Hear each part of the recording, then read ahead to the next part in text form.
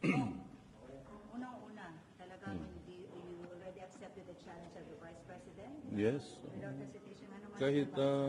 Kahit kaninong challenge, as long as may buhok pa ako, lalo na yung mga young guns ng Congress, ibigay ko na kahit burnik ko.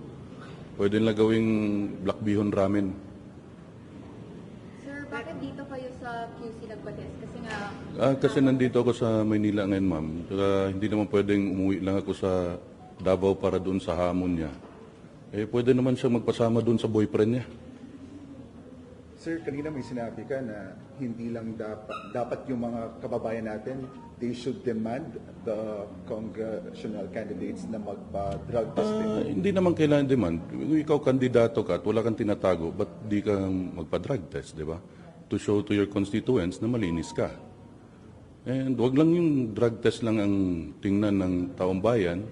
Siyempre, titingnan din ninyo yung kapasidad ng kandidato at yung mga accomplishments niya while serving their constituents. Sir, any comment? Kumasa din si Attorney Meeks.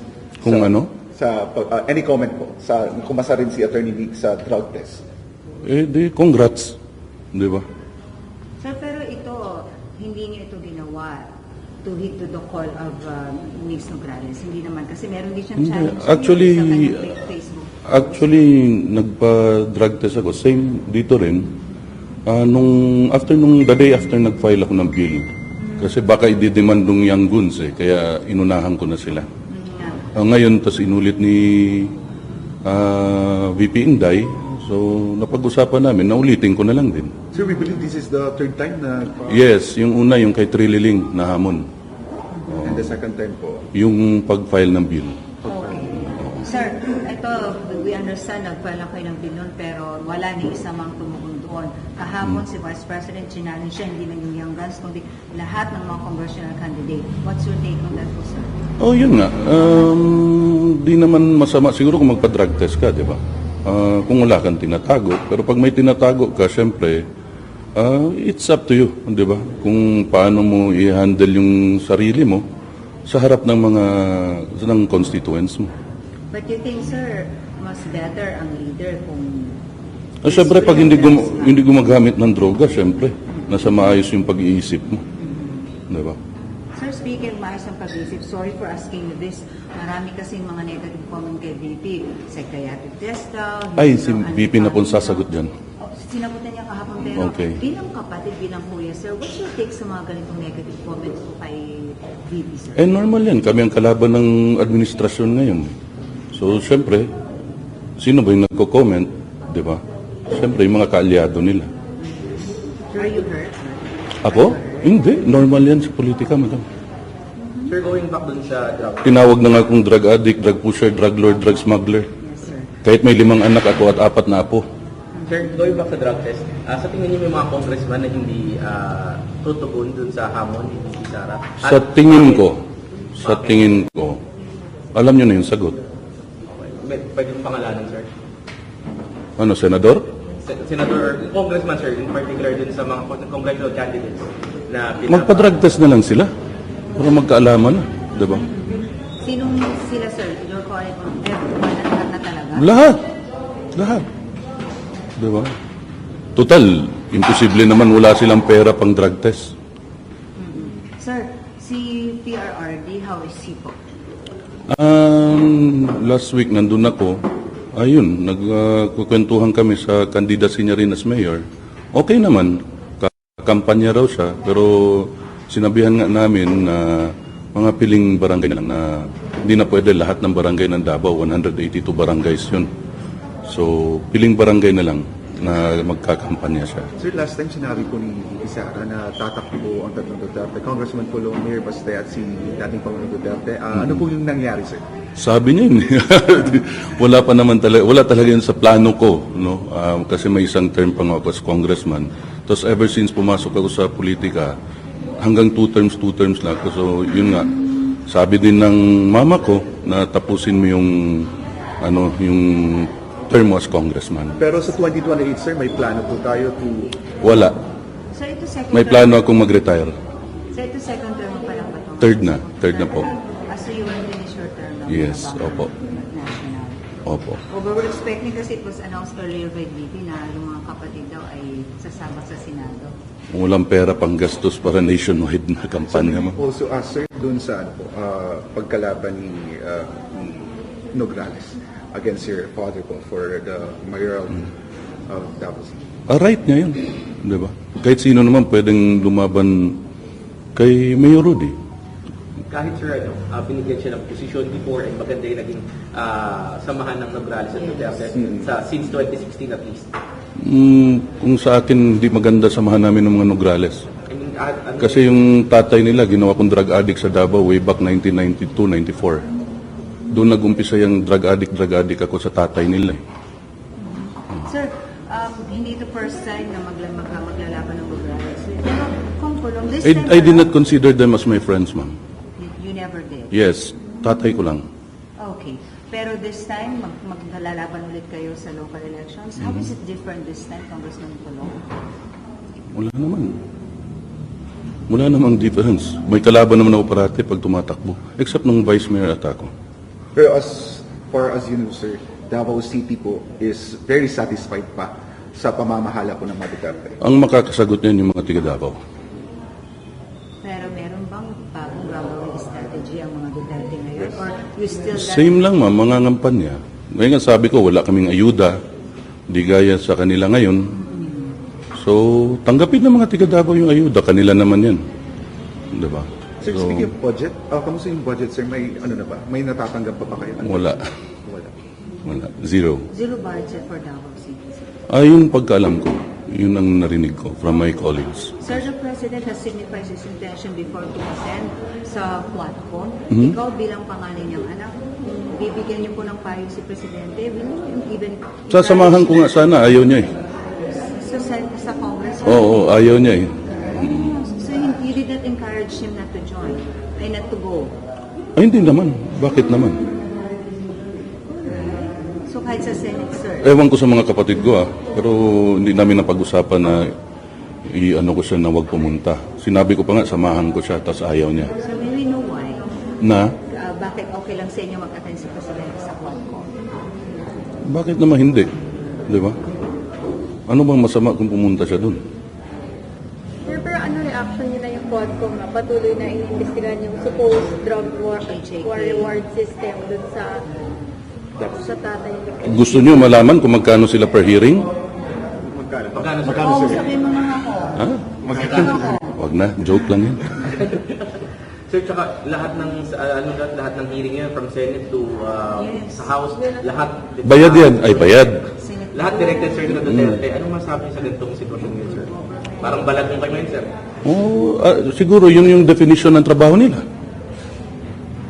To investigate the Dutertes. Yan siguro na ang mandato sa kanila. So, okay lang. Sir, may I go back to your father? Kumusta ang health concern ngayon? Okay naman, natutulog, malakas kumain, kahit sasabihan na namin na dahan-dahan. So, okay lang. Is he excited to campaign for this 2020? Yun nga gusto niya umakyat ng bundok, sinasabihan namin hindi na pwede. Diyan na lang sa downtown or at least makita lang siya ng mga tao. Does he need to campaign? Siguro naman, oo, dahil election yan eh. Pero, so Lugi kami kung di siya mangangampanya. Pwede mag-relax ang Duterte ngayon, I mean, talagang kailangan din kayong sumabay sa pagdating sa kampanya. Nangangampanya naman din talaga kami, ma'am, every election. Kung merong, sorry for asking this, kung merong dehado kayo, saan kayo dehado ngayon? Sa buhok. Or sa pera?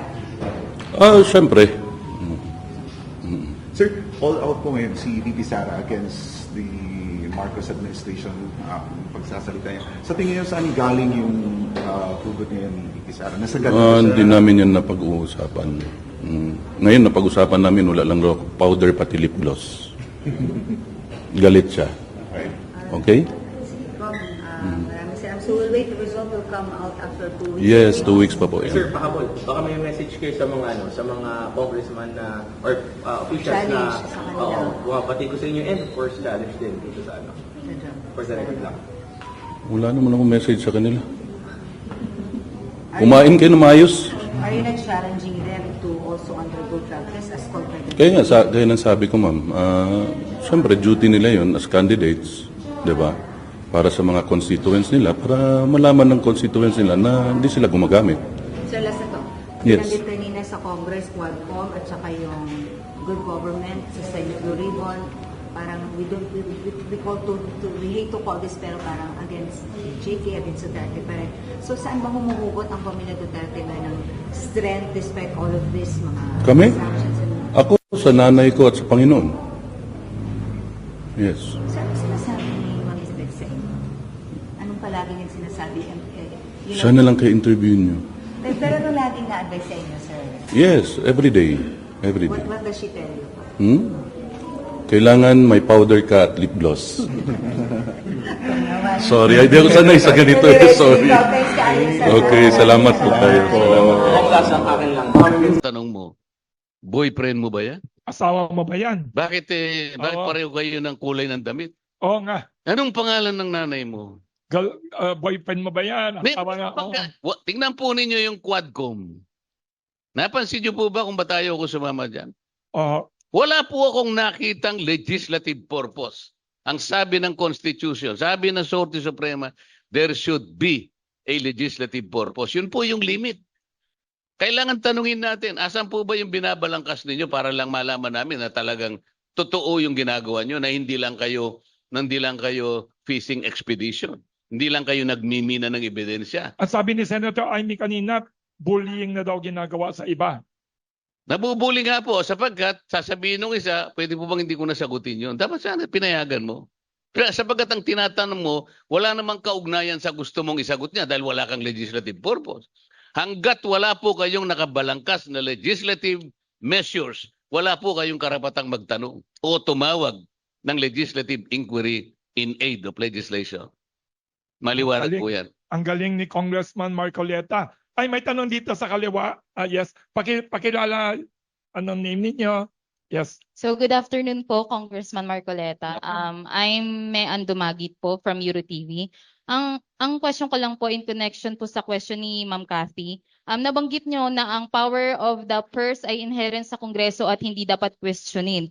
Ang tanong ko po, paano nyo po maaayon ito sa mga concerns tungkol sa umano'y inefficiency sa paggamit ng budget ng OVP? Sa tingin niyo po ba kailangan pa ng mas malalim na investigasyon o sapat na ang naging presentasyon ng OVP sa budget hearing bilang form of accountability? Yung po kasing pagtatanong ng mga kasama ko ay pinagsama-sama po nila. Kinukonekta nila sa maling kaparaanan. Yung pong tinatawag na budget briefing ay ipanahon po para lahat ng ahensya, kasama na po yung Office of the Vice President and even the Office of the President, para ilahad lamang po sa amin, ito po yung aming budget proposal. Example po yung budget ng OBP, 2025. Sa tradisyon po namin, yung dati namin ginagawa, magmula po na ako'y pumasok sa Congress, 13 Congress po, nandyan na ako, 2004.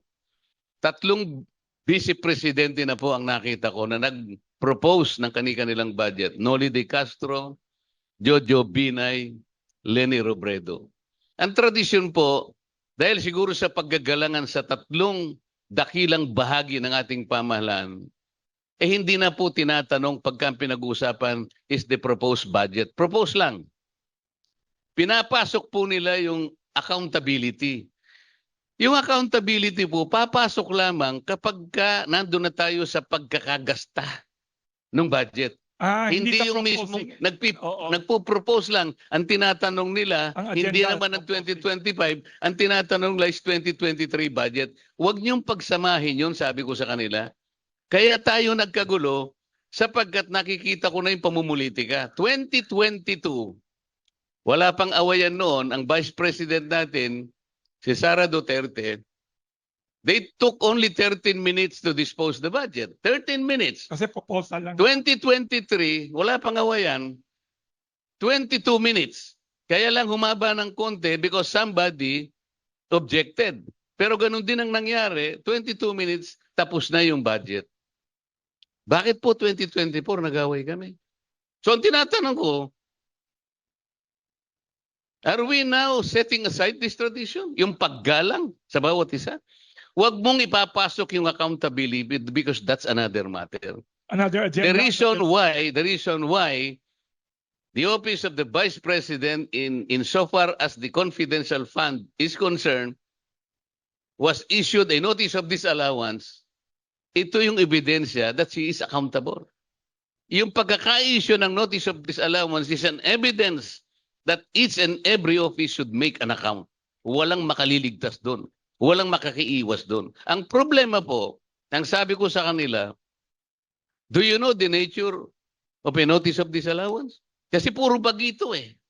Hindi naman nila, sabi ko, the notice of disallowance is a mere notice notifying that office that it should clear some of the things that she needs to produce. Halimbawa, wala po yung supporting document, wala po yung ibang requisites na kailangan para po maging allowed lahat ng expenditures. Eh ba't kayo ang nagtatatanong?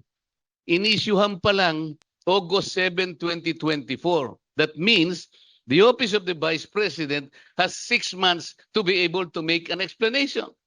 Bakit tayo nang naglulundag na